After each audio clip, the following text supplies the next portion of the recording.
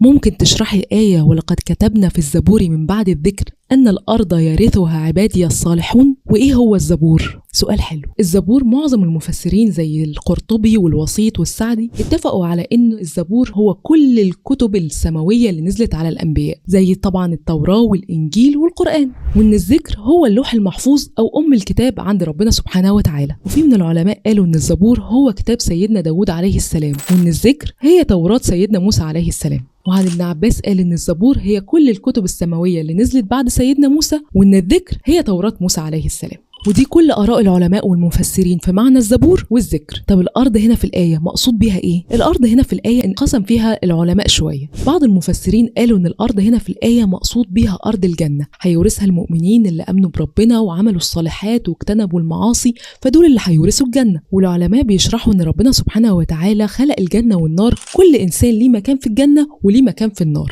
فالمؤمنين بعد الحساب هيورثوا مكان الكفار في الجنة، وربنا هيورثهم الجنات زي قول ربنا سبحانه وتعالى: الحمد لله الذي صدقنا وعده وأورثنا الأرض نتبوأ من الجنة حيث نشاء. وفي بعض المفسرين قالوا إن احتمالية الأرض إنها تكون أرض الدنيا وأرض الجنة، الاتنين. ومنهم ابن كثير اللي قال إن الاستخلاف في الأرض هو المقصود بالآية، يعني ربنا سبحانه وتعالى هيمكن عباده الصالحين من الأرض، أرض الدنيا قبل الجنة كمان، زي قول الله تعالى: إن الأرض لله يورثها من يشاء من عباده والعاقبة للمتقين. حط تحت المتقين مليون خط.